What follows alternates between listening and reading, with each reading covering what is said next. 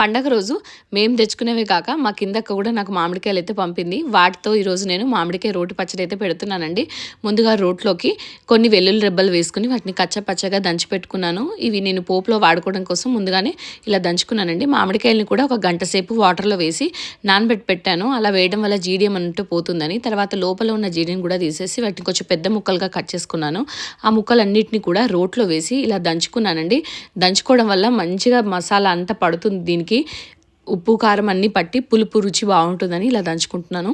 తర్వాత దీంట్లోకి ఒక 2 టేబుల్ స్పూన్ల ఇది కారం అండి, నాటు కారం వేసుకుంటున్నాను. మంచి ఘాటుగా ఉంటుంది, అందుకే 2 టేబుల్ స్పూన్లే నేను వేసుకున్నాను.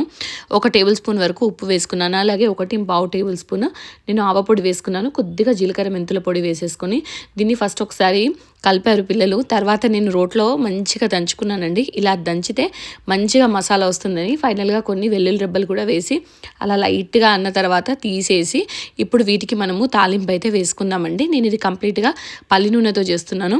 తీసుకున్న మామిడికాయలు తక్కువ క్వాంటిటీ కాబట్టి కాస్త మట్టుకే నేను ఇక్కడ ఆయిల్ తీసుకొని దాంట్లో ఒక 1/2 టేబుల్ స్పూన్ ఆవాలు, 1/2 టేబుల్ స్పూన్ జీలకర్ర వేసుకొని అవి చిటపటమన్న తర్వాత ముందుగానే మనం దంచి పెట్టుకున్న వెల్లుల్లి రెబ్బల్ని కూడా వేసేసి అవి వేగిన తర్వాత పసుపు వేసేసి కంప్లీట్గా చల్లబడిన తర్వాత మనం దంచుకున్న ఈ మామిడికాయ మిశ్రమాన్ని ఇందులో వేసేసానండి. వేడి అన్నంలో కాస్త నెయ్యి వేసుకొని తింటే మామిడికాయ రోటి పచ్చడి అయితే అద్దిరిపోయింది.